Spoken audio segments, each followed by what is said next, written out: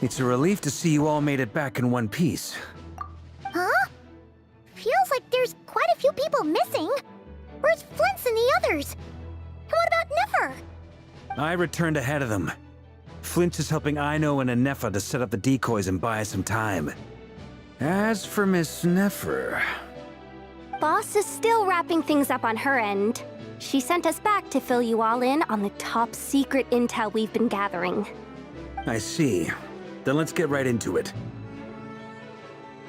But first, who do we have here? You brought someone else in to help? Greetings. I was invited here to help as a longtime Tea Party companion of Columbina's. You may call me Arlecchino.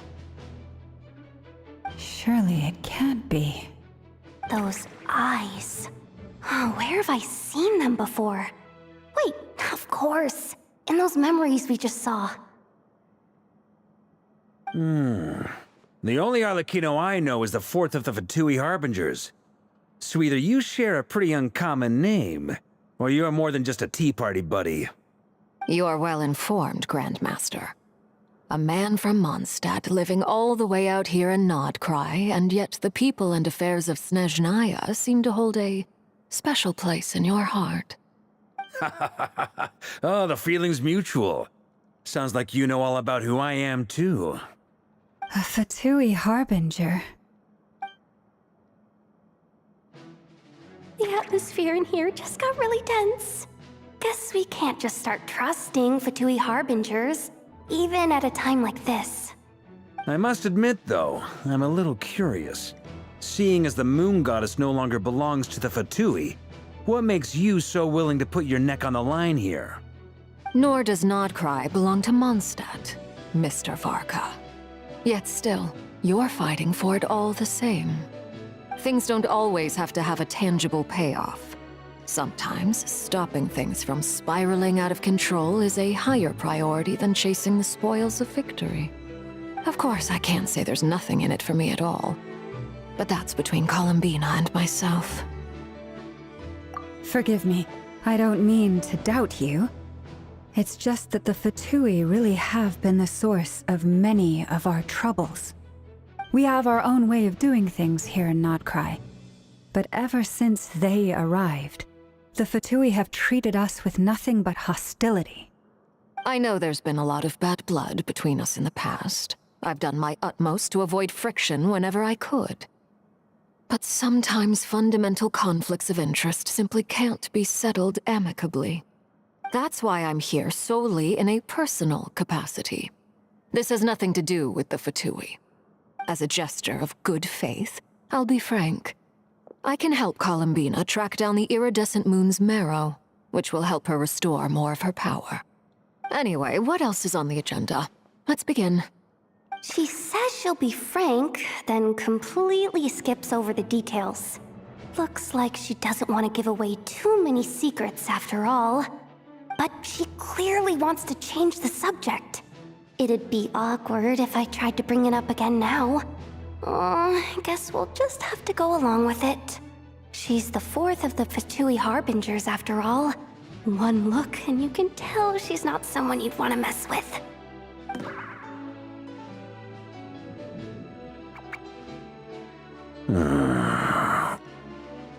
Well, since Miss Arlecchino sounds confident in her ability to handle that, we'll proceed to the next topic. Yehoda, time to share that top-secret intel. All right, listen up, everyone. First, we now know that Rerir was originally a Conrian secret agent whose primary mission was to hunt down and assassinate the so-called Dregs of the Crimson Moon. The Dregs of the Crimson Moon?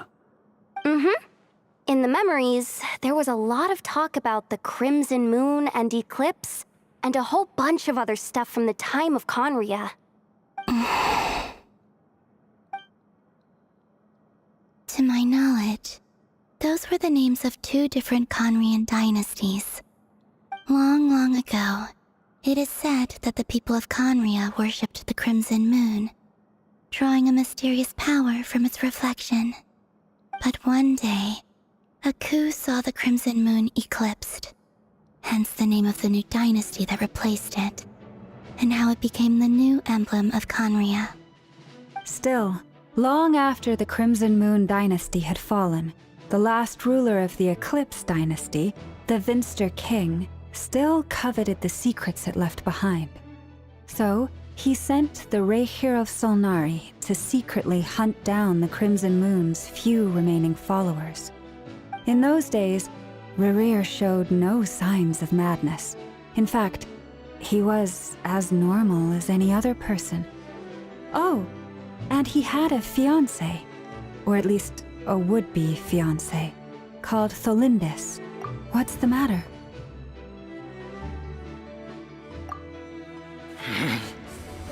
Verfnir, Freindaughter, Flinders, Flinders. Interesting. Anything else? What about this would-be fiancé of his? Do we know anything about her? Well, she was a researcher at the Universitas Magistrorum, but it felt like she was hiding some kind of secret. Oh, and one more thing. For some reason, Rehir's fragment also contained some of Tholindis' memories, though only a very small portion. Well, no shortage of potential leads, I'll give you that. In any case, it sounds like we can conclude that while Tholindis was still around, Rehir appeared to be lucid and quite normal. Tholindis, it seems, must have been the one thing in this world that he couldn't let go of. Tell me though, were these pure-blood Conrians we're talking about here? Why do you need to know that? Hold on. If she was a pure-blood Conrian, oh yeah, just like how it was with the captain. If we could somehow find her, do you think there's any chance Rehir might regain some of his sanity? It's possible, but it would take a miracle. We can't pin all our hopes on that. That merchant who Nefer knows, Dori Sangama Bay. Maybe we could hire her to look into it. All right then. Let's keep working in our separate teams. Traveler, Paimon, Kutar, and Miss Arlecchino will go look for the iridescent moon's marrow. As for the others... On the way over here, I noticed that the Wild Hunt monsters had grown even more frenzied in their search for Kutar. At this rate, the people living here will be in grave danger too. So I'm thinking of gathering together some of our followers to go wipe them out. I'll head back to the curatorium and meet up with the boss. Feels good knowing we've all got something to be getting on with. Given that the Wild Hunt has been a lot more active lately, the Lightkeepers have likely begun their own operations too. If that is the case, someone will need to pass the news on to Flint's. I'll hold the fort for now, then discuss our next move with Flint's, Aino, and Anefa when they get back. All right then. Well, the clock's ticking. If that's everything, we'll be on our way. We'd better get moving too. We'll try to buy you as much time as we can. Relax. Just do your thing. I decided to call in some backup since things are getting so hairy. Our reinforcements should be here any minute now. Stay safe, everyone. Dismissed.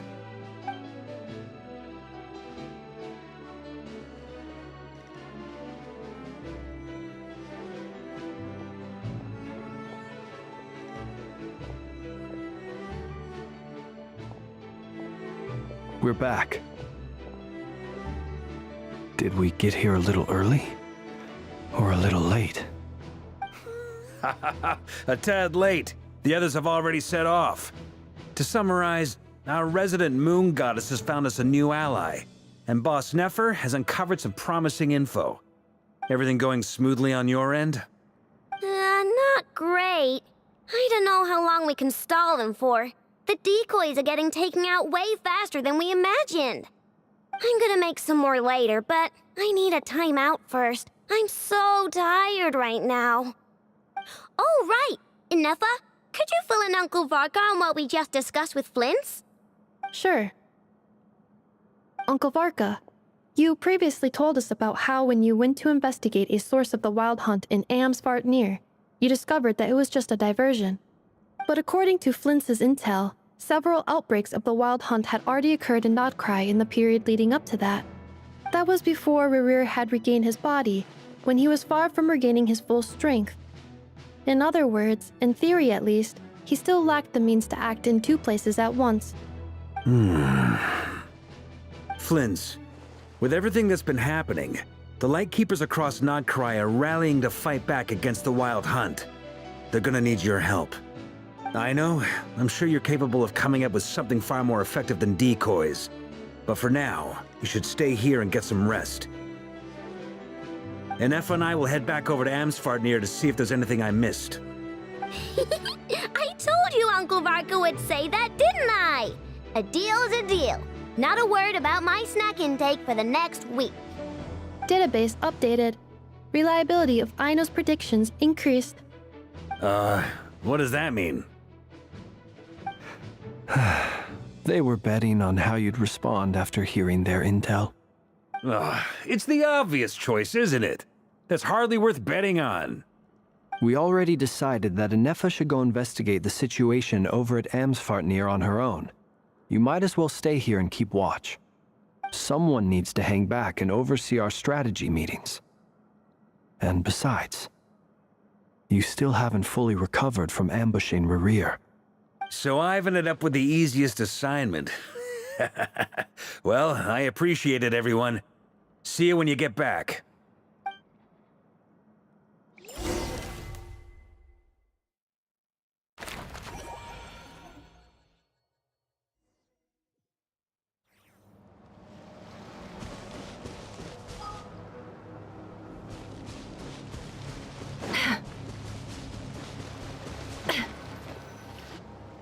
Here, this will serve as a good spot to cross over. Arlecchino, hold up a second! Since you brought us all this way, would you mind telling us what you've got planned? We still haven't got the slightest idea what's going on here. And if even Columbina doesn't know where the iridescent moon's marrow is, how do you? Simple. Because I am an inheritor of the royal bloodline of the Crimson Moon, and one of the last surviving embers of the 2 worlds' flames. Huh? Are you serious? As in, you're a descendant of that Crimson Moon dynasty we were just talking about? The one from ancient Conria? Your surprise is understandable. I was also taken aback when I first learned of it. But the more I thought about it, the more I realized the signs had been there all along. When I was young, I discovered I could wield a very special kind of fire. It coursed like blood through my veins and smoldered away inside my nerves. What's more, whenever I experienced strong bursts of emotion or drew too deeply on this power, it was like some kind of presence within the fire would begin to gnaw away at me, consuming me from the inside out. Exactly. That is why my hands are like this, too. At first, I saw it only as a curse, but once I became a harbinger, the jester apprised me of the truth. Together with my own investigations, over the past few years, there are several things that I have gradually come to understand. For instance, take the so-called Crimson Moon. In truth, it is nothing more than the shattered remnants of the iridescent moon, fused with the abyss to prolong its lifespan. Since this blood flame was bestowed upon me by the Crimson Moon, it is a fusion of the iridescent moon's former power and the corruption of the abyss. You all understand the nature of the abyss well enough. I draw upon its power, and in return, it hungers for my soul. This strange blackness is the mark of corruption it has left behind. If I recall correctly, you once told me that if the corruption ever made it to your heart, you'd become a completely different person. Yes, and that's the reason I'm always careful not to push my power too far. It's essentially a never-ending tug-of-war. Whew. Sounds intense. Anyway, the rest of my story can wait. Is there anything else about the Crimson Moon or the Iridescent Moon that you're unclear about? a question. So, the crimson moon that the Karians used to worship was actually the iridescent moon, right? Which was one of the three moon sisters. Does that mean that the Karians were to the crimson moon as the frost moon scions are to the frost moon? So much of that history has been lost. We have no way of knowing exactly what they were like. But I would suspect that the Conrians weren't as devout in their moon worship as it might appear. The iridescent moon's remains simply served as their link to the Abyss. Later on, perhaps someone discovered a way to make direct contact with the Abyss. Or maybe there was some kind of ideological divide. Either way, a dissenting faction staged a coup and drove out the royal heirs of the Crimson Moon dynasty. Still, even with the dark sun looming high overhead, the Crimson Moon's glow never truly faded. If you want living proof, it's standing right before you. The first time we met, I sensed something familiar in your presence. When I looked at you, I felt I could see that mysterious red moon in the corner of my eye. In your flames, I saw its broken image, surrounded by a strange black aura. Well, I appreciate that you kept it to yourself. Much about the Crimson Moon is still a mystery, and I'd prefer not to end up as the object of an insane research project. Anyway, time is against us here, so if there's any other questions, they'll have to wait. I just want to make sure I've got one thing straight. In her letter, Sandrone mentioned that since you are unable to contain the iridescent moon's marrow yourself, you intend to leave it in my custody. Correct? That's right. For now, it's the only way I can pay you back for your help. The iridescent moon is already part of who you are, so with its marrow in your possession, you'll be even more powerful than before. Deal. Then let's get started. Get what started? What does this place have to do with the Crimson Moon? When I first became a Harbinger, the Jester gave me a book called Paranhari, also known as Leobranto Inamorato. You should be able to buy a copy next time you're in Fontaine. It's a love story set in the Crimson Moon era, but setting aside the tangled romances of its characters, it also records a few interesting details. In the Crimson Moon era, or so the story goes, there was an orphanage that received children from beyond the bounds of this world, and subjected them to a peculiar induction ceremony. Beyond the bounds of this world? For real? And what kind of induction ceremony? The Crimson Moon sages looked beyond this world for beings with powers that surpassed the gods. But fearing they might lose control, they subjected these children to a process of refinement. They made these children crawl up a fireplace and kept asking them, "Have you died? Did you see it?" Until they finally admitted to having died and seen a crimson moon.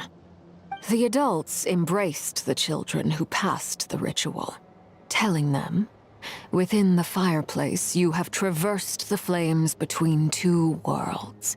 Here and now, you are born anew." The book leaves much unsaid, but I suspect that this was their way of branding the children they had enrolled, leaving an indelible mark upon them so that they would forever live in the Crimson Moon's light. That explains why I can't sense the Crimson Moon's marrow in this world.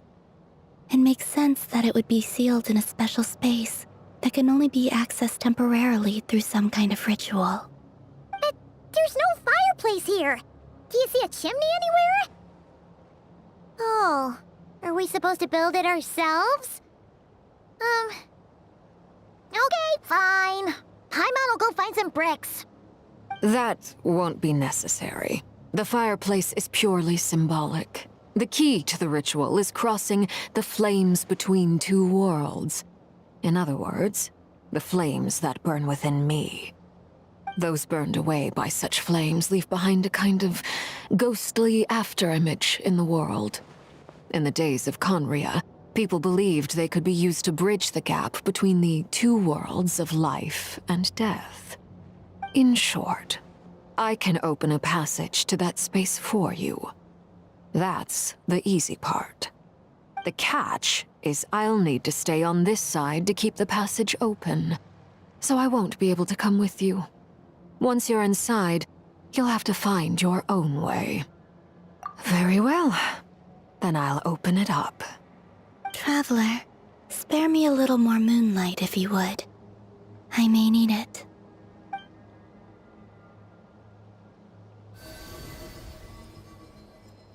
Thank you. I feel like I've recovered some of my strength now. It should be enough to move us across short distances and confront whatever dangers might await.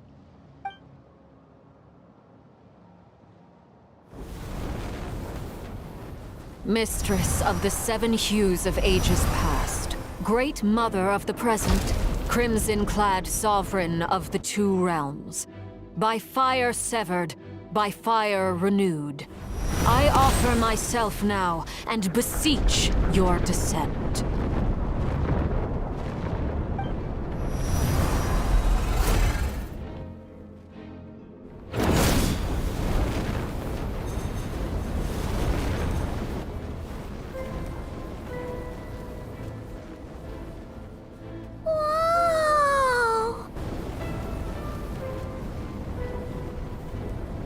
One word of advice. As you're crossing over, no matter what voices you hear, do not answer. Got it. I sense a sinister gloom inside, but also the familiar light of the moon. I feel that I am about to meet an old friend who has changed beyond all recognition. All right, let's go.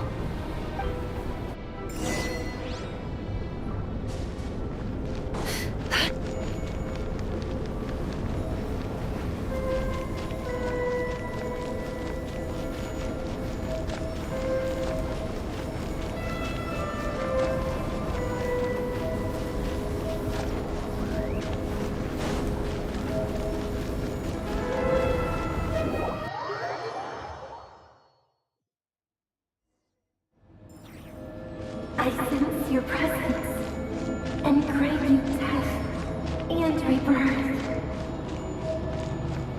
Wait, why are you? You have crossed over from another world, transcended fate itself. I have no right to.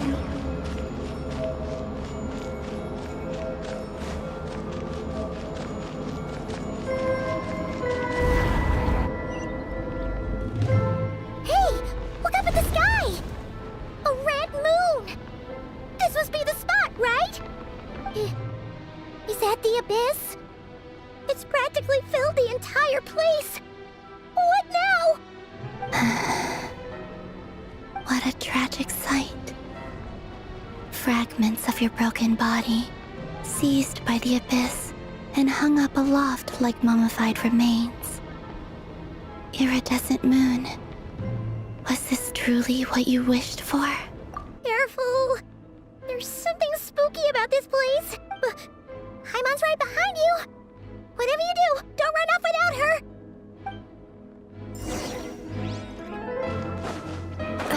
By the way, Kalambina, didn't you tell us that the iridescent moon had shattered into pieces? The moon up there looks pretty whole to Paimon. How is that possible?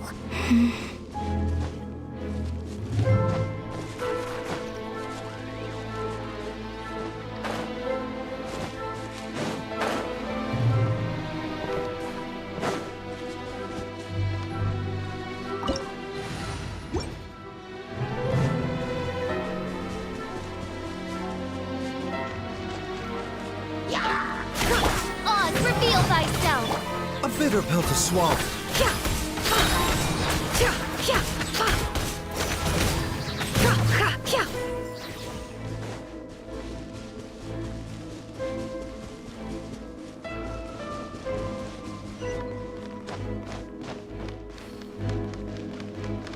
Just like I thought. It was only a facade.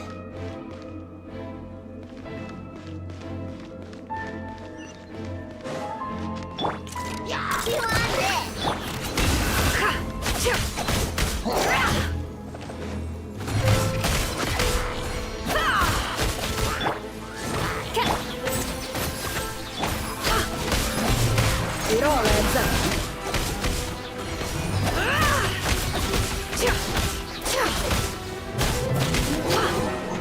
Ready? Can't hide the truth. The doctor will see.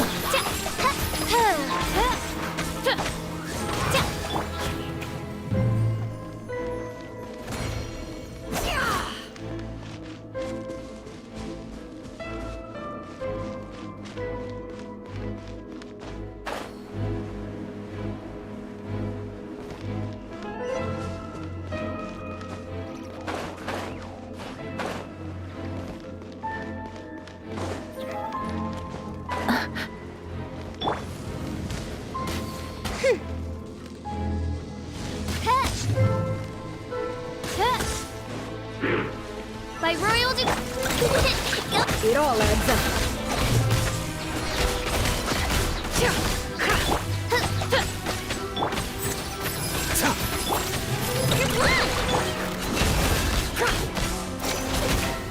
Time to come clean. As you wish, Mainfoot.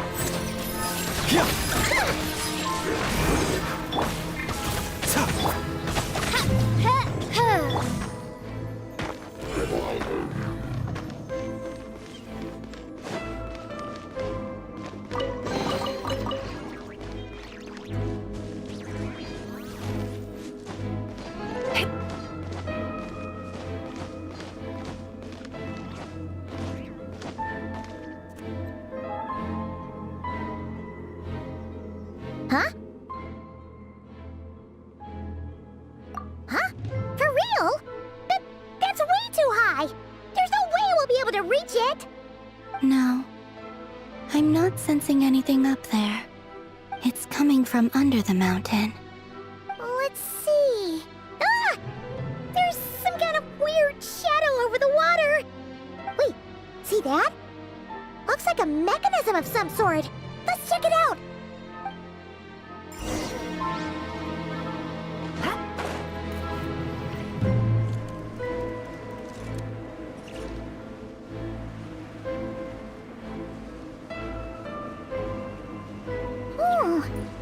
Looks like a device from the time of Kyria. Maybe people once came here to study the Crimson Moon's domain, and they left this behind. Oh, if we can activate it, we might find some clues.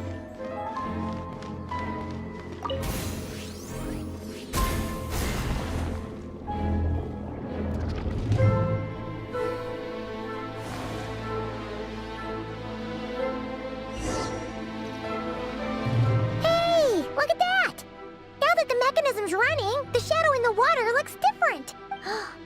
Do you think these mechanisms might be the key to unlocking the secret? Let's try to find more of them!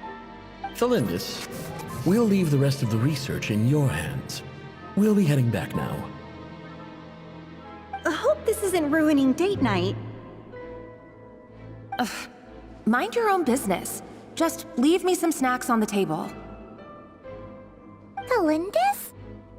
Is that Rear's girlfriend? How come we're hearing her voice here? Oh yeah! So, do you think she was studying this strange space all along? The Abyss has made this space extremely unstable. Maybe that's why some of the things she said and did were preserved here. Like echoes. Or after images. Whenever I see this view, it takes me back to a poem from my childhood.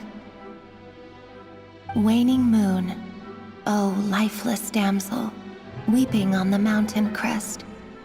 Mourning still in wistful tone, her fragile soul now laid to rest. For me, of all people, to be here investigating the mysteries of the Crimson Moon space, is it a coincidence or something more?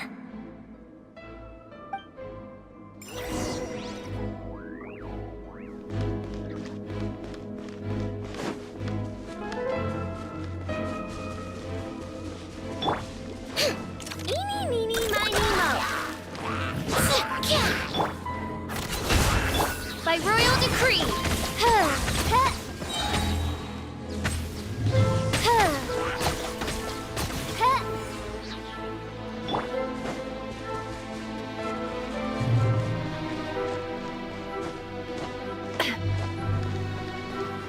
Oh, looks like the Abyss has messed up this mechanism.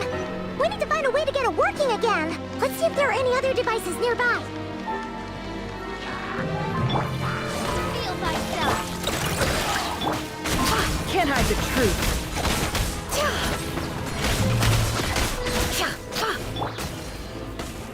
Eeny, meeny, miny, mo.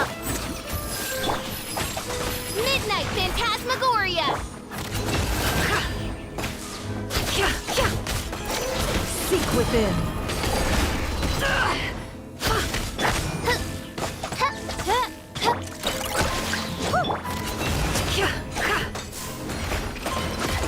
A bitter pill to swallow.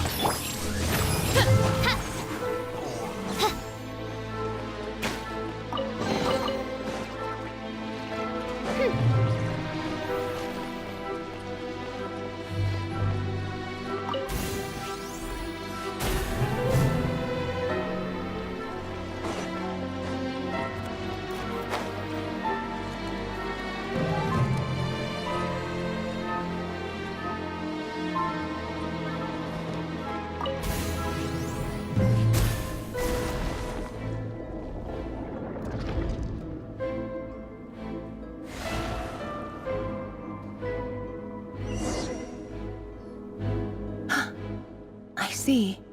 So the moon marrow, or rather the power of the 3 moons, is the key to unlocking.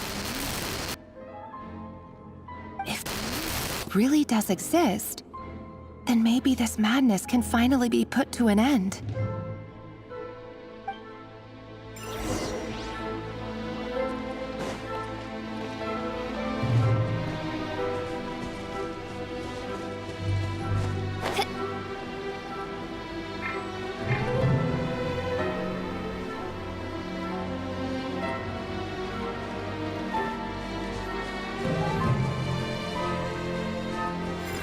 Take cover behind the rocks!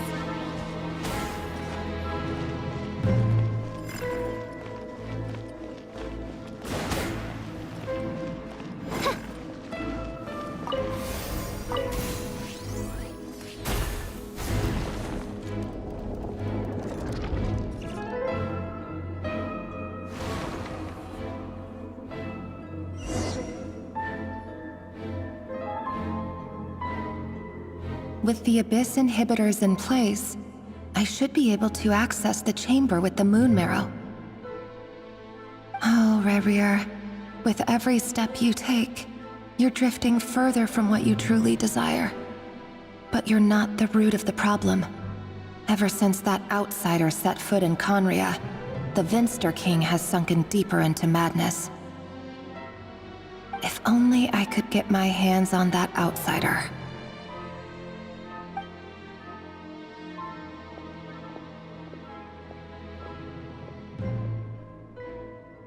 Hey look! The moon's reflection is back to normal! Elendis' voice mentioned a chamber with the moon marrow. Do you think maybe it's hidden in the moon's reflection? It must be. For within it, I sense the fragile aura of a dying soul. Then there's no time to lose! Let's go!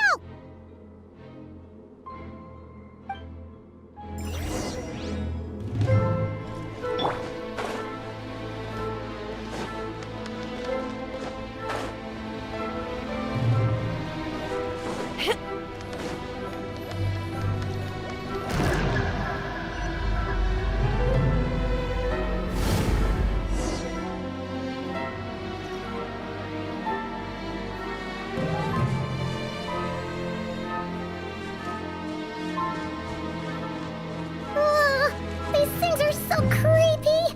Oh, looks like we'll have to destroy them if we want to get to the iridescent moon's marrow.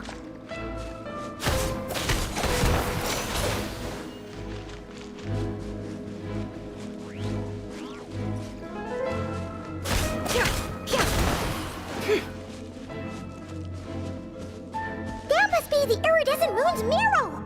Oh, but we'll need to destroy these things before we can reach it!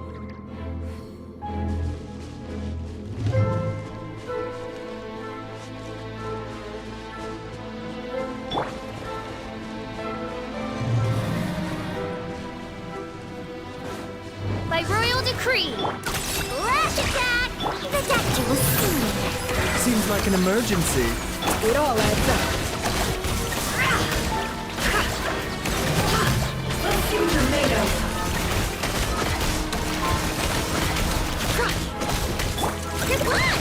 wings of darkness. Mind the side effects. No more lies. It all falls into place. Let's see what you're made of. The deception ends. Ding dong. Oz, reveal thyself. Can't hide the truth.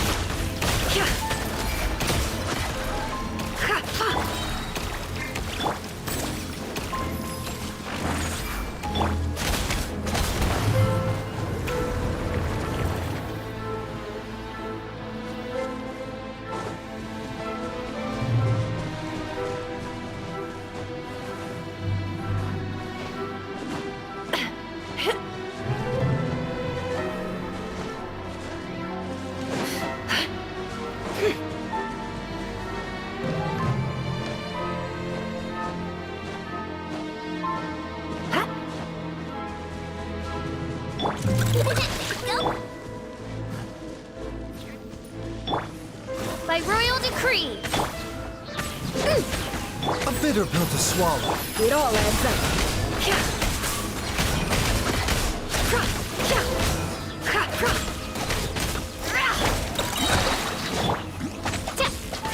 Shadow ray. Mind the side effects. No more lies.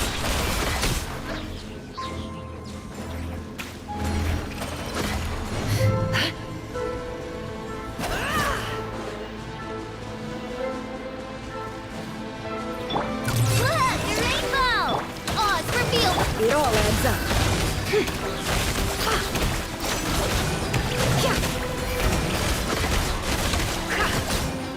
Seek within.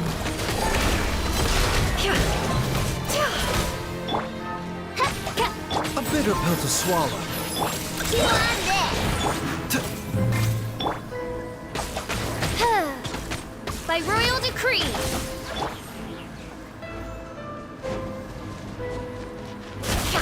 Hang in there! We're so close!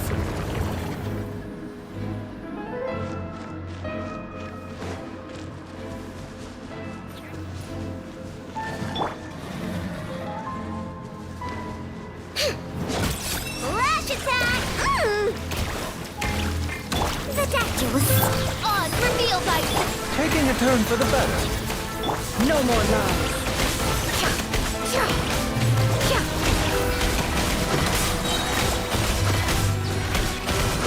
The deception ends here. Midnight phantasmagoria. Mind the side effects. Blood, rainbow. Can't hide the truth. It all falls into place.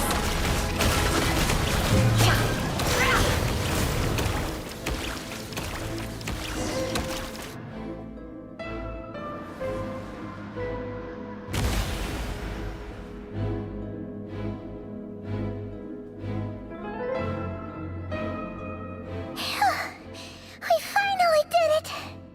The iridescent moon's marrow, still burning away like an undying flame, yet now contaminated by the abyss. It has taken on a new form entirely. If we can purify the abyssal power within, we should be able to obtain its untainted essence.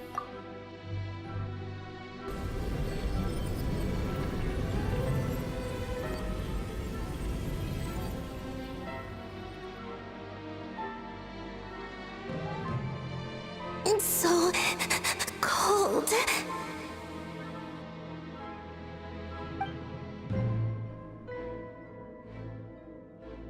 Is it you? Are you here? Huh? Are you talking to us? At long last, I can see you once more. Our fates have crossed, and I am finally free. I'm sorry, I lied to you. Even knowing what was to come, I still couldn't let go of the fear in my heart as death drew near. The moment the moon shattered, my body began to split apart piece by piece. Like I was being cut into pieces by 1,000 blunt blades. My thoughts scattered as the cold crept in. But I could not bear to fade away like that. Tell me, what was it that brought you to us all that time ago? If only I had possessed your courage, then I might have been spared this torment more painful than death. You look so puzzled. That's how I felt too when I first saw you. But trust me when I say that everything happens for a reason. Farewell, Hypo.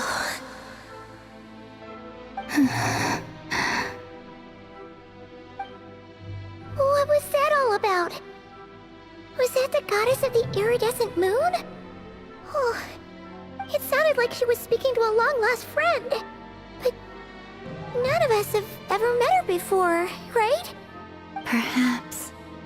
She took me for the goddess of the frost moon she once knew. For a fading soul like hers, our auras must be too similar to tell apart. But anyway, we've got the iridescent moon's marrow now. That should help you regain your strength, right? Alright, time to leave this place and meet back up with Arlecchino. Let's go!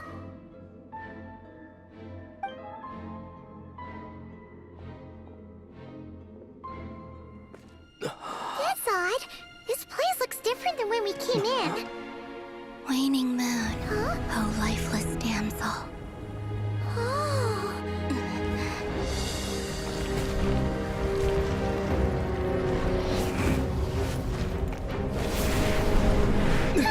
Hurry! The place is collapsing!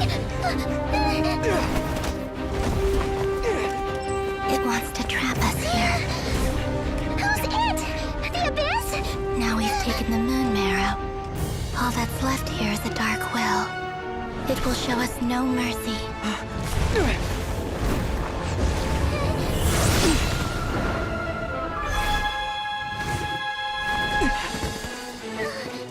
Give it back! The crimson moons! My marrow! My heart!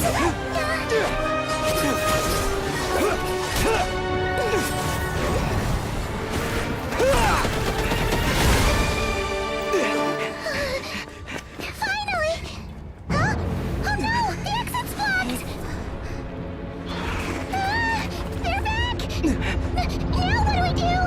This is where you fall. Witness my rise. Hey, it's... What are you waiting for?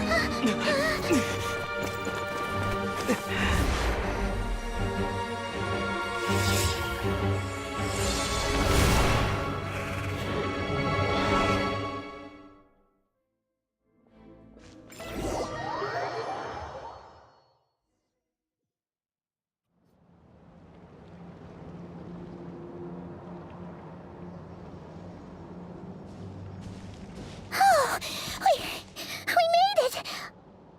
Was that you, Arlecchino? Did you save us? Wait, your hands! They're... Oh, this? Don't worry. It's a small price to pay. The Abyss wanted to trap you inside, and I defied its will by bringing you out. No wonder it's a little angry. No. I have paid the price, albeit a small one, and it cannot be undone. My hands have already fused with the Abyss. Purification would simply destroy whatever's left of them. But surely... Oh, we're so sorry, Arlecchino. Paimon can't believe you'd make a sacrifice like this for us. As much as I'd like to call it a favor, The truth is, I was simply holding up my end of the deal. Well, Columbina. Yes, you did your part. And as promised, I will leave the iridescent moon's marrow in your care. From this day forth, may the two worlds' flames burn ever more brightly.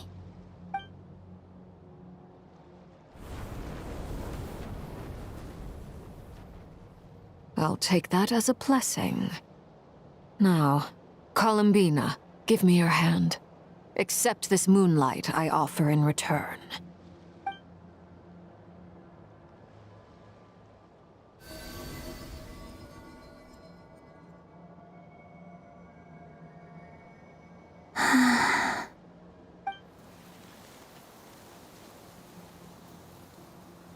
Feeling stronger? Hey, Columbina! Are you okay? I'm fine. Our powers are a little at odds, that's all. By the Frost Moon's authority alone, wielding the power of the other moons was always going to be a stretch. Still, I think it's fair to say that your strength has returned. At least to the level it was at as Third Harbinger. It's still not enough. There's no way I can hope to challenge Rayrier like this. Just one more ray of moonlight, if you would. It's okay. I can take it.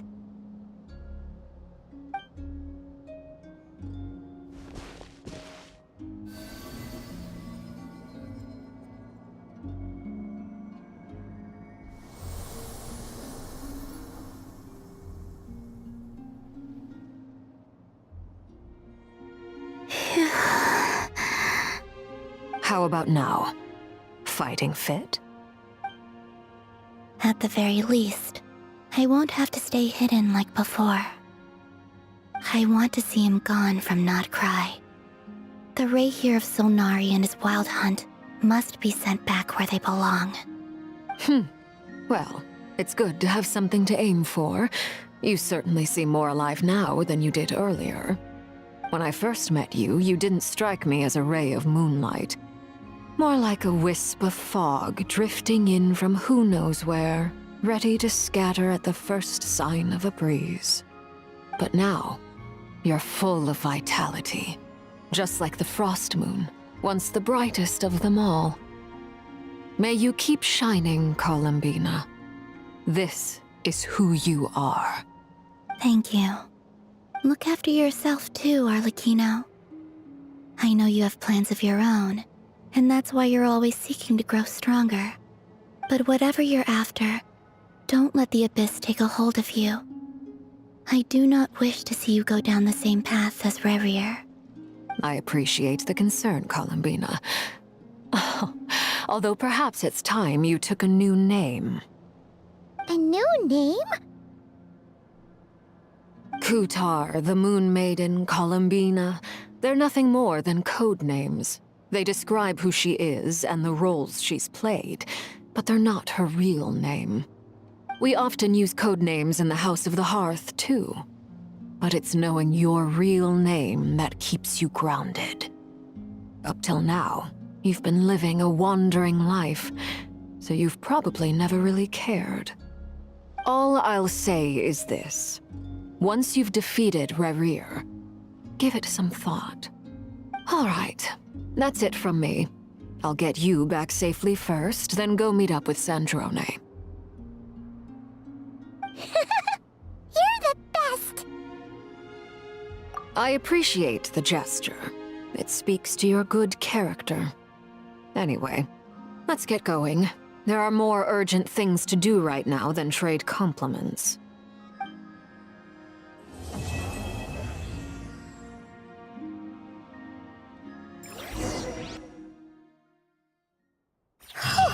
It was a close call, but we got the iridescent moon's marrow and restored Columbina's strength, and that's all that matters. In other words, mission accomplished. Paimon wonders how everyone else is doing.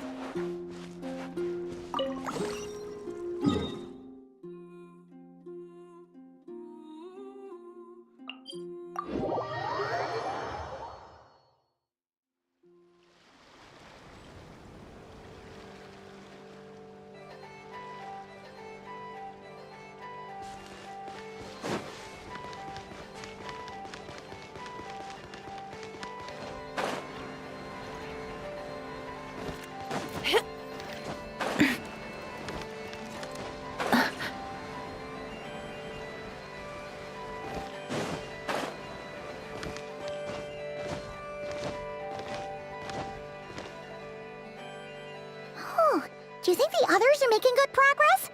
Hope it's all going smoothly. Oh, hey look! They made it back as well! Flintz! Llama! How did it all go?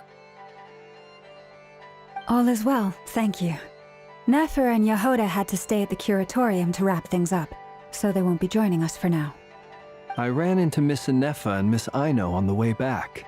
Their work is still in progress, so I suspect they won't be back for a while either. You seem rather cheerful today, Mr. Flintz. I certainly am. I achieved what I set out to do and came away with more than I bargained for. Fighting alone can get quite tedious, but I had the good fortune to run into a pair of brave young warriors. We meet again. How have you been? Albedo! What are you doing here? That would be a natural assumption to make. It's also the correct one. These two courageously lent me a hand while I was fighting the Wild Hunt. When they told me they were Servarka's colleagues, it all made sense. And given how people of outstanding talent tend to cross paths, it's no wonder you're already acquainted. So, who's your travel buddy, Albedo? Why don't you come and introduce yourself?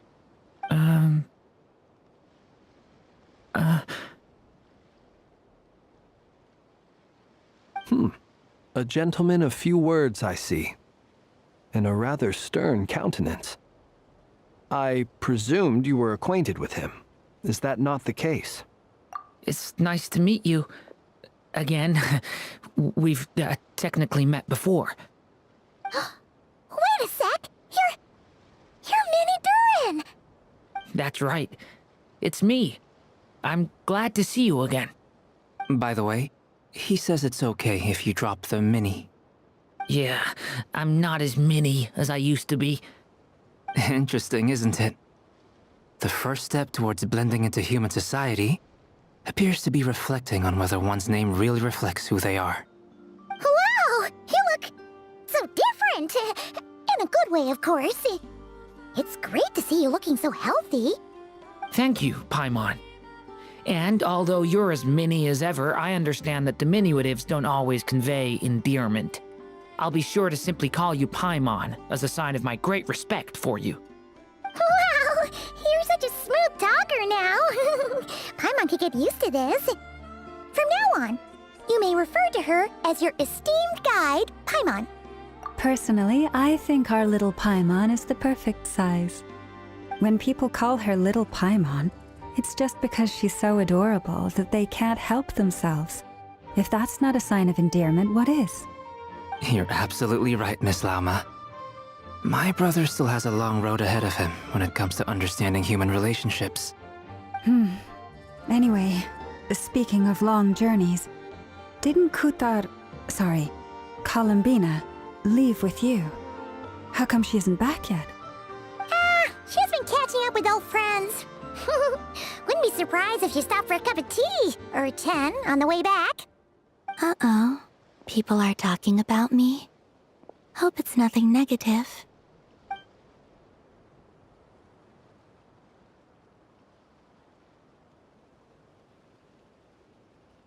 Judging from your expressions, I'm guessing it all went well? It's getting crowded here. I'll go grab some chairs. No need. This is a job for an alchemist. I'll whip some up momentarily. Thank you for your hospitality, ladies and gentlemen, but I was merely escorting my friends back. I'll be meeting Sandrone shortly, as we still have some things to discuss. It's been a pleasure, everyone. But this is where I'll say goodbye. We really appreciate your help. Oh, come on. Spare the formalities. I'm just glad I could help out some true friends. I understand. Well, bye for now, Harlequino.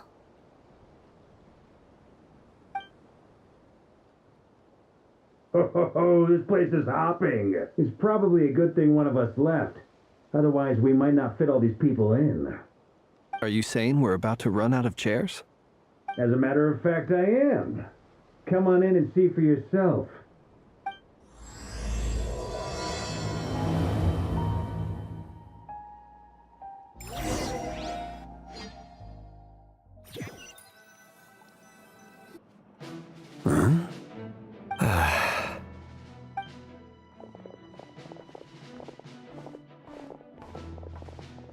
I overheard your little chit-chat outside, by the way.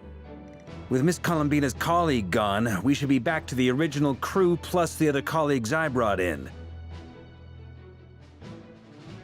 Though, it looks like we have another new face. Someone else managed to rope in a colleague too? Frankly, you and Paimon are the only people I know here. This here is Deansliff, colleague of Tibet's greatest guide, Paimon, and greatest adventurer, the Traveler. Well, not exactly colleagues, more sort of friends. When someone else jumps in to do the announcing, you know you're speaking to someone important. Let's hear what he has to say. Note to self, once Paimon knows your name, the rest of the world will soon follow. When he comes looking for us, it's usually something important. Paimon's guessing you've heard about the Wild Hunt, then. From the looks of it, you're about to hold a meeting. If I were to say that the Wild Hunt is our mutual enemy, would that earn me a seat at the table? As the saying goes, the enemy of my enemy is my friend. Mr. Dainsliff, there's a seat with your name on it. Though, I can't promise the same for everyone else. Hey, Albedo, think you can rustle up a couple more chairs? After all this time apart, Grandmaster Varka's first order is to rustle up a couple more chairs. I've missed this.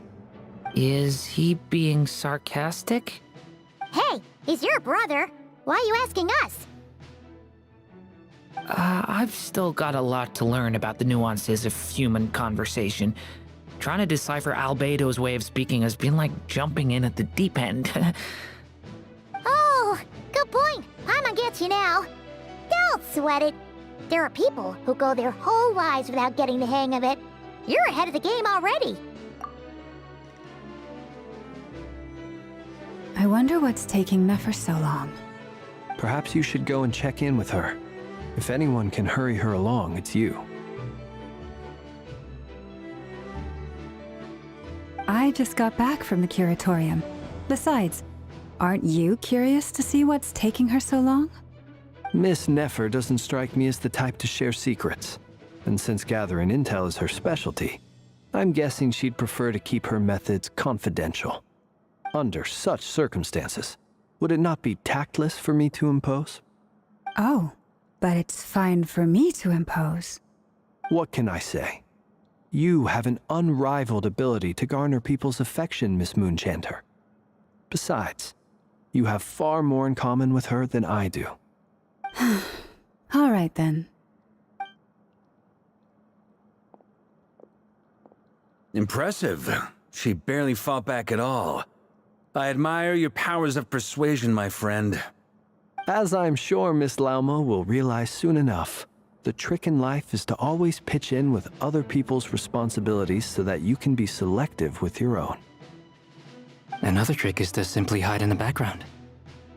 Spoken like a true sage. Anyway, looks like we've got some time to kill before the meeting. Let's take a little breather, folks. And feel free to chat amongst yourselves. We'll get down to business once the other two arrive.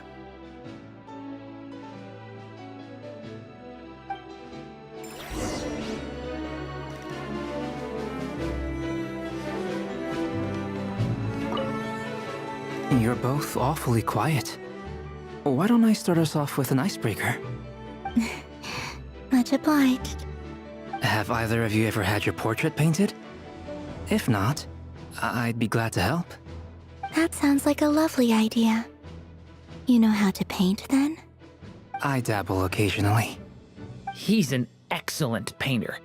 Tables, chairs, people, dragons, you name it. He'll paint it for you. I'm flattered. If I ever get the chance, I'd like to give it a try myself. I'll bear that in mind. Anyway, how about you, Durin? What sort of portrait would you prefer? Oh, I'd be fine with anything. Whatever style feels best to you. Very well. Then I'll play it by ear. You can replicate any style I want? I can try. If you show me a sample, I'll do my best to match it. Thank you. In that case, I'll dig up some reference material for you.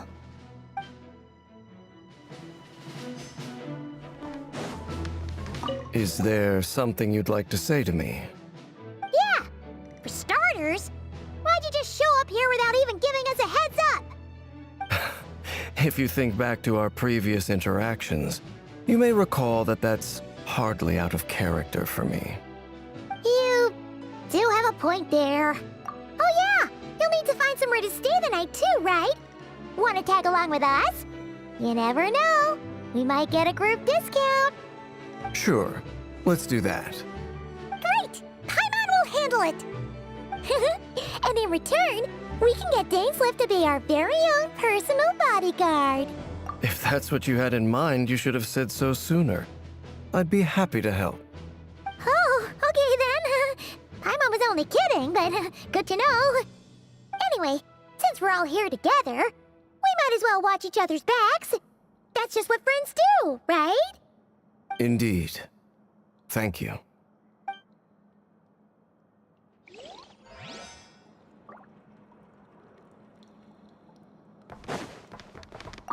Truth be told, I can't remember the last time I was in a meeting with so many people. You're not alone there, my friend. The Lightkeepers also struggle to bring everyone together for a serious discussion. I don't doubt that. I've only ever met two Ratniki, one being you, and the other being that young guy, Itlua. Itlua is a good apple. I'll give him that.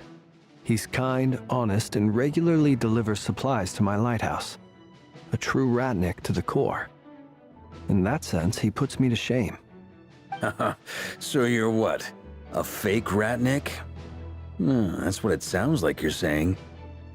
But I get the feeling that's not quite what you meant.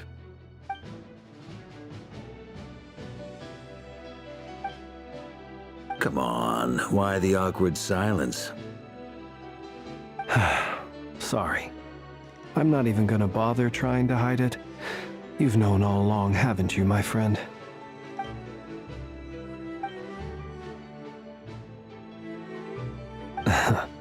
Now that was an awkward silence. Let's just keep this between ourselves. Probably best if Itlua doesn't know, huh? That goes without saying. Gotta be careful what you share with youngsters, after all. Anyone else in the know? Let me guess. The Traveler and Paimon? It's dangerous being too sharp for one's own good, you know. Then, in the name of the Animo Archon Barbados himself, I swear, your secret's safe with me. When we went for drinks, you said that you and Barbados were practically best buds.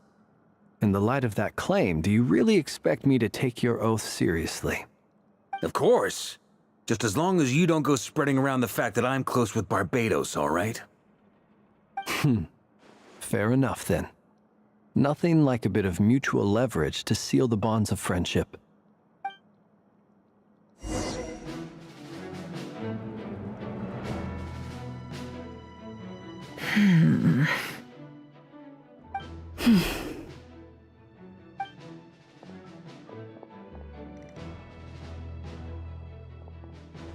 Ah, Miss Nefer. You made it after all. But what about Yehoda? I'm here to give you an update on how things are going on our end. Once this is over, I'll be heading straight back to continue my work.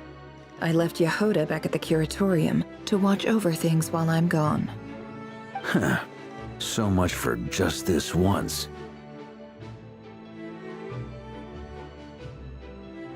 Shh! Not so loud! We're on a roll here. What if she remembers and suddenly decides to back out? Did you say something, Mr. Varka? Huh? I didn't say anything. Right, Flint's? Must have been a frog. They get so noisy around here at nighttime. It's like they're putting on a concert in the background. Anyway, before we begin, there's a few introductions to make. Let me start by saying that it's an honor to be speaking before so many distinguished colleagues and collaborators. First up, we have Miss Lauma. As Moon Chanter, She's the leader of the Frostmoon Scions, a local religious community in Nodcry. Then there's Miss Nefer, boss of the Curatorium of Secrets, an intel gatherer extraordinaire. Nefer is leading the investigation into Rerer's background, assisted by Yehoda and Lauma. From the little I've heard, they're making some great progress. Over here, we have Mr. Flintz, a ratnik and guardian of the abandoned lighthouse. In our last operation, he courageously distracted the Wild Hunt to buy time for the rest of us. For those of you who've never met, this is Mr. Albedo, a renowned alchemist and captain of the Knights of Favonius investigation team. By his side is a new face for us all, myself included, Mr. Durin, who's come to lend his aid. Next up, we have the Moon Maiden and former Fatui Harbinger, Miss Columbina. Then we have the Traveler, who's earned more titles than I could possibly hope to list out, so I'll spare you the rundown. And Paimon, the ultimate travel companion and quite possibly the best guide in all of Tevat. Wow! That's a lot of people! Great turnout! Miss Nefer, it looks like you might have another job coming your way, so, congratulations on the booming business, I guess. You think I haven't got enough on my hands as it is? Who's looking for me now? That would be me, Miss Nefer. I have a commission for you. And you are? Who I am doesn't matter right now. What does matter is that I'd like you to gather more intelligence about the Recher of Solnari. Well, it's not as if we never take on anonymous commissions, but in your case, I'll have to decline. I'm gonna take a wild guess and say your job's probably more hassle than it's worth. Something about you seems like bad news. It's my eyes, isn't it? Conrian, I assume. And what's with the mask? Are you trying to hide your identity? In any case, the fact that you're even still alive raises an awful lot of questions for me. My name is Dainsleif. And yes, I am from Conria. As I'm sure you're aware, the Recher of Solnari's real name is Rerir. He was once an acquaintance of mine. Really? Then you must have been quite an influential figure yourself. You flatter me, but none of that matters anymore. My point was simply to clarify why I have asked Miss Nefer to investigate Rerir's background. So you're both from Conria, and it sounds like you used to be friends? What am I missing here? Surely you already know how he became one of the Five Sinners.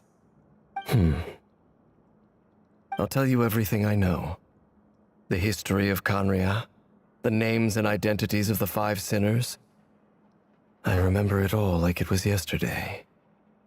I have never spoken openly of this before, but the truth was exactly as people say. The Five Sinners were each driven by their own desires, and it was by playing upon these that the Abyss tempted them to their fall, tearing Conria apart in the process. The visionary, Vedifenir, who wished to foretell the future. The wise, Haroptatir, who sought limitless knowledge. Gold, Rhindaughter, who desired to create life. The foul, Surtologi, who pursued supreme strength. And last, but not least, Recher of Solnari, Rerir, Ravager of the Moon. Of the five, Rerir is the only one who remains a mystery to me. He never harbored grand ambitions, so what changed in the space of a single night? How did he come to fall like the others? In other words, you're saying that his change came as a shock to you, and you have no idea what actually happened? That's right. You mentioned how the Abyss tempted them, which led to their fall. But what did that look like in practice? And what other context can you give me about the events of that time? The more detail you can give me, the better. Strangely, now that it comes to it, I hardly know where to begin. The fateful night took place during the era of the Eclipse Dynasty. One day, my elder brother, the visionary, Vedifenir, was summoned to the palace by the Vinster King, only for the king to gouge out his eyes and cast him into the dungeons. When I came to hear of this, my fury knew no bounds. I gathered together every ally I thought I had, and together we set a night to storm the palace and free Ved. Centuries on, the memories of that night still haunt me like a never-ending nightmare. We broke through the palace gates, just like we had planned, each striking towards our separate targets. But then, I was betrayed. Even Vedafenir, the very person I had come to rescue, abandoned me and partook of the Abyss's power. So, it's personal after all. Then tell me, Mr. Dainsleif, what price are you willing to pay? You, of all people, must know that nothing comes for free. I cannot say what price would be worthy of such a commission. But know this. Rerir was not always a madman. Believe it or not, there was a time when he was just an ordinary man, working for the Conrian Intelligence Service. Uncovering the truth of Rerir's past is the only way to unravel this mystery. But before you decide if you will accept my commission, I will tell you more about him. Enough, I hope, to help you plan your next move. Sounds pretty good to me. Feels like we just flagged down a random passerby, only to discover he's actually a master strategist who has a score to settle with our enemy. Can I borrow your halo? It could be useful in the lighthouse. Hey, enough with the wisecracks! Besides, isn't that lamp of yours bright enough already? Relax. It was meant to be a compliment. If that was a little over the top for your liking, I'll make sure to tone it down next time. I'll give your proposal some serious thought, Mr. Dainsleif. Let's speak in private once the meeting is over. Before that, there's a few things I'd like to share.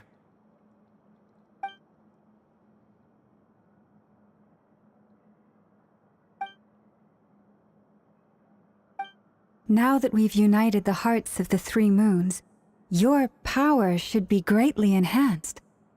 But it seems like that hasn't happened yet. I believe it will take a little longer. You've done so much for me, so I want to be completely honest with you all. Even though I'm doing a lot better now, the truth is, my recovery will likely be an ongoing process. From the moment I was born, my power has been slowly ebbing away. And that is because Tevat has never accepted me. Even with the moons united as one, it seems my rejection cannot be undone. So far, I have yet to find a solution.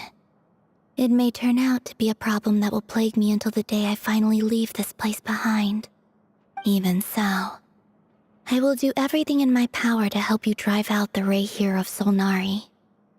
As Arlecchino put it, this is not about chasing the spoils of victory. It's just a gesture of heartfelt gratitude. Kutar.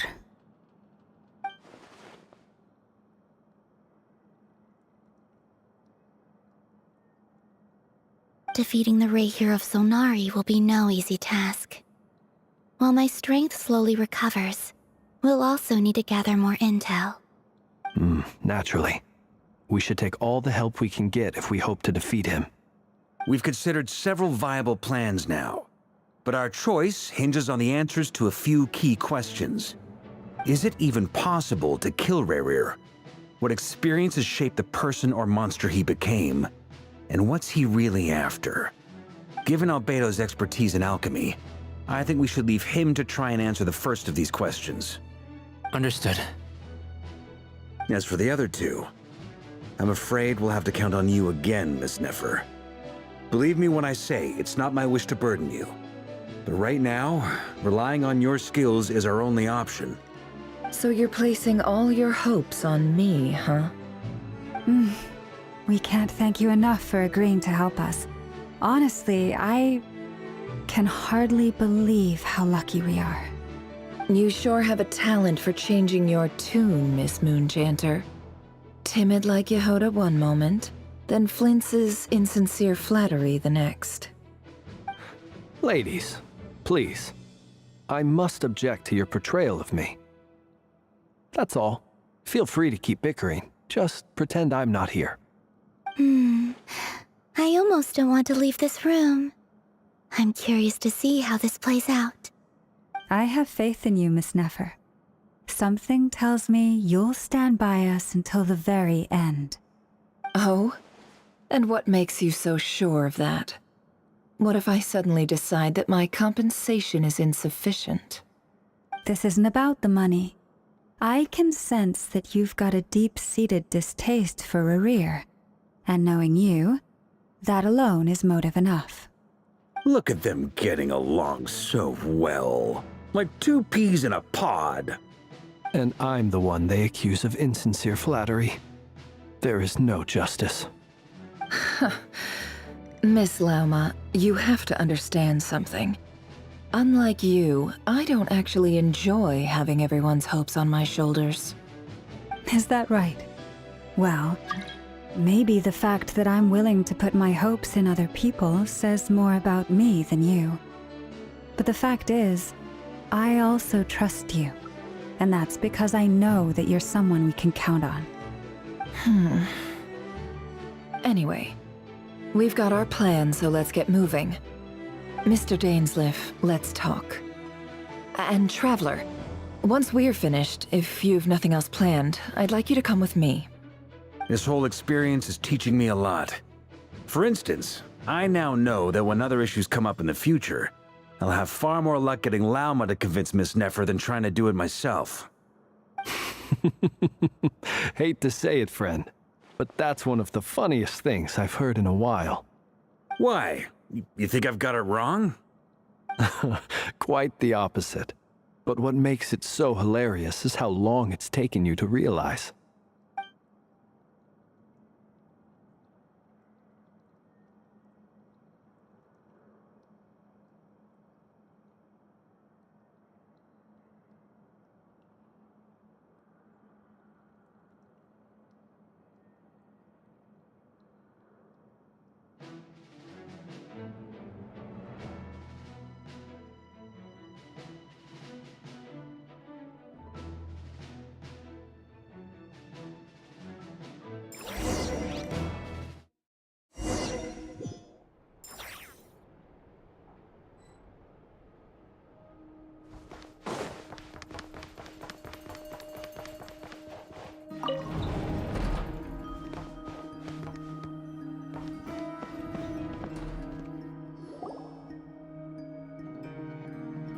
Thank you for waiting. It's okay. We actually used the time to help Dainsleif get a room at the hotel. That's very considerate of you. Now, I trust you share my curiosity about Rerir's past, and you seem fairly familiar with Mr. Dainsleif already.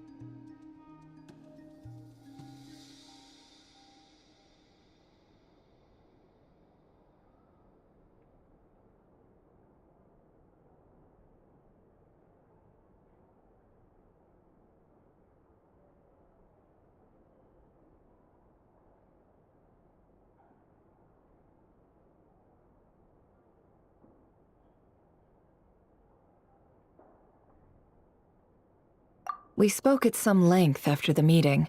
He was the one who suggested I should invite you to join this operation.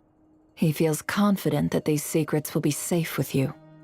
Dane has a lot of faith in us, that's for sure. Likewise. I appreciate that you got right on board without interrogating me about why I invited you. It shows that you trust me to explain everything in due course. That's because we know what you're capable of. We appreciate you too, Nefer. You might have been forced to help in the beginning, but this time, it was your choice. That's one way to put it. Another is this, that once a decision's been made, it's set in stone. After that, my only goal is to see it through. Alright, so here's how it is. I'm going to access Rarier's thoughts again using my confidential method. Now, I'm sure you've seen things like this before on your travels, so you're surely well aware of how dangerous it can be. The reason I've gathered you all here is to ensure my safety during the proceedings.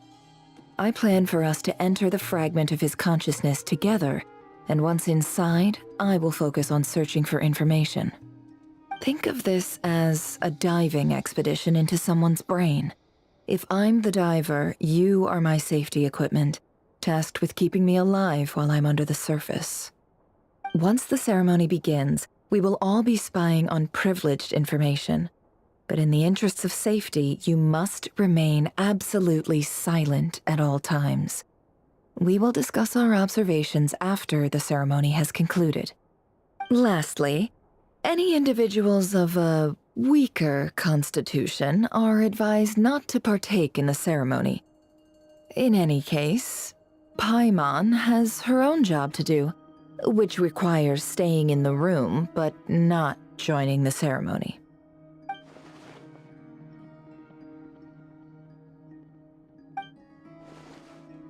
Well, good luck, everyone!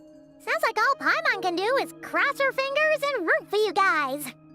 There's a little more to it than that. I was being serious when I said you have a job to do.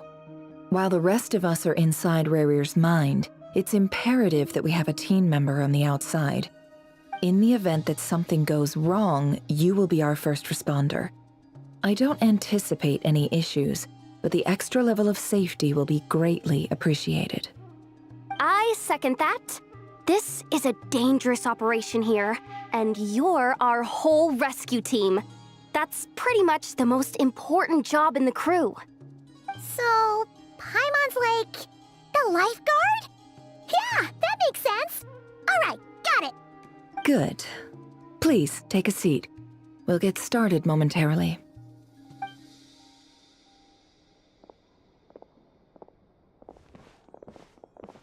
So, did Mr. Dainsliff tell you anything else? He told me that he believes Rarier kept some big secrets in his life. He's not sure that they were the cause of his eventual downfall, but he's asked me to uncover what those secrets were all the same. But surely you're not planning to go through with this, no matter the cost. If you think that, you'd be overestimating me. I'm a businesswoman, not a mercenary. But I do have my own professional reasons for taking this job. You think I'd turn down the opportunity to get a first-hand glimpse into Conrian history? No chance. Well, as long as you don't let morbid curiosity get in the way of safety concerns, we're good. We'll do whatever we can to help you. You're such a killjoy.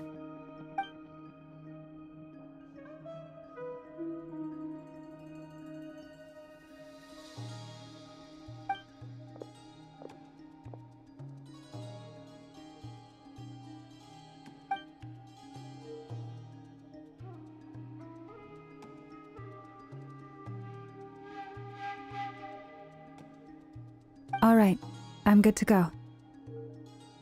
All set over here, too.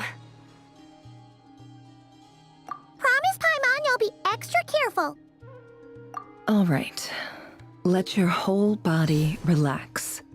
We're about to begin. Close your eyes.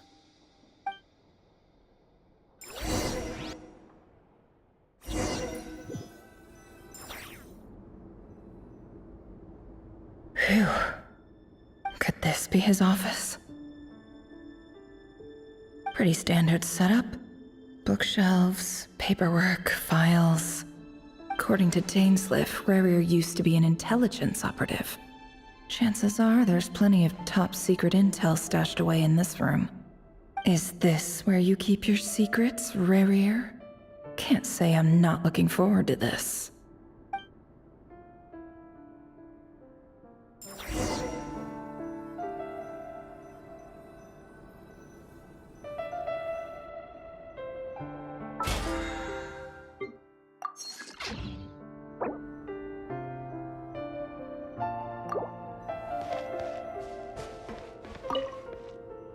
A file tucked. But at this stage.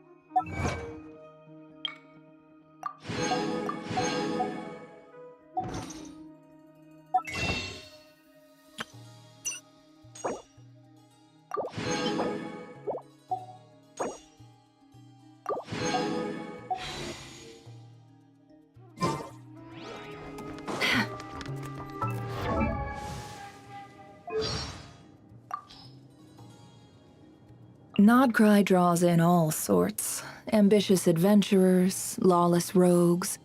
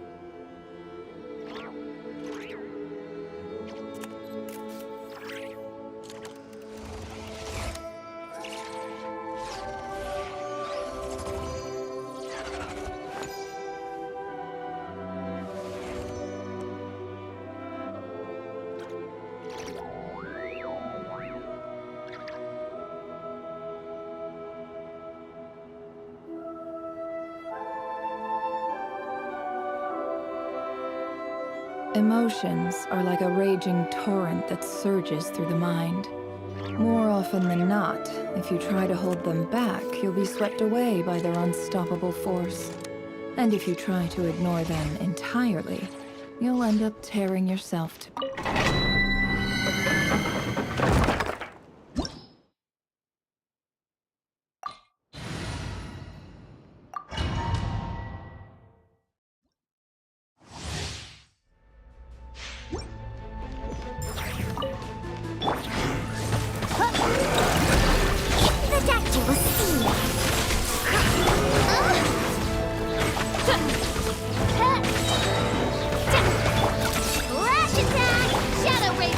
Mind the side effects. It all adds up.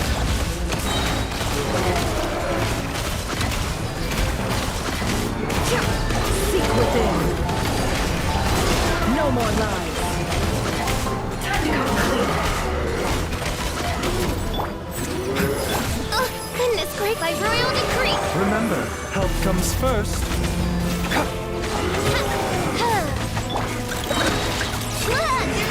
It all adds up.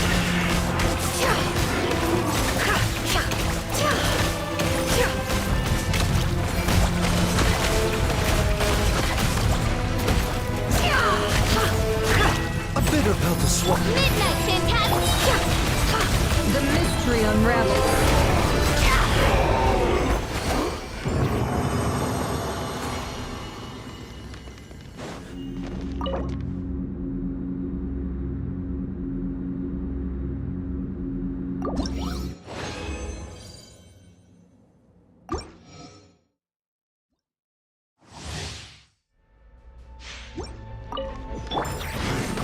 Mind the side effect. Chew on this!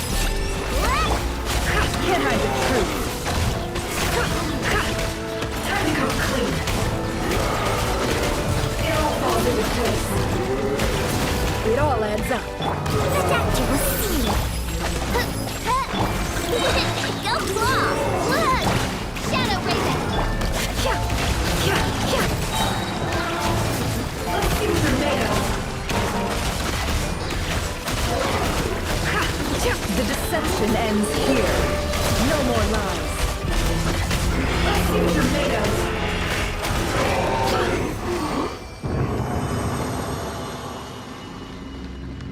A bitter pill to swallow.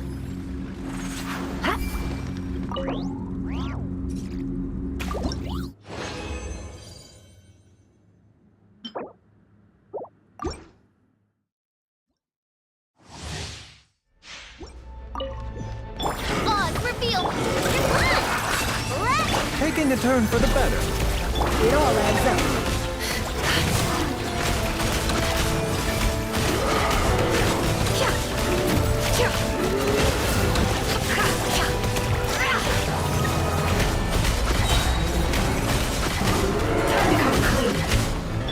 Chew on this! Wings of Darkness! The doctor will see! Look! You're ready for... The mystery unravels. No more lies. It all falls into place. Time to come clean. It all adds up. Let's see what you're made of. By royal decree! Can't hide the truth. Mind the side effects.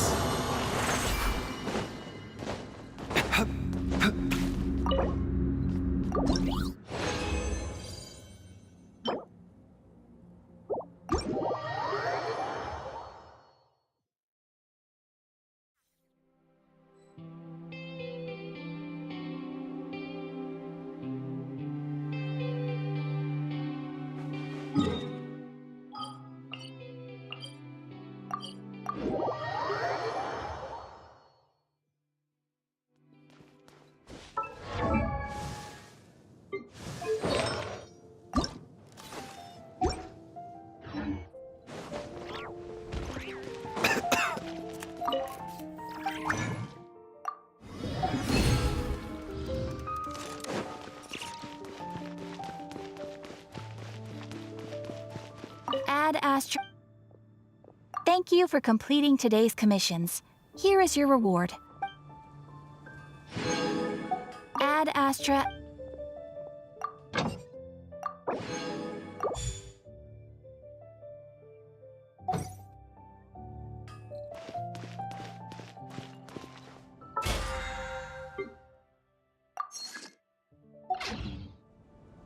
Come take a look.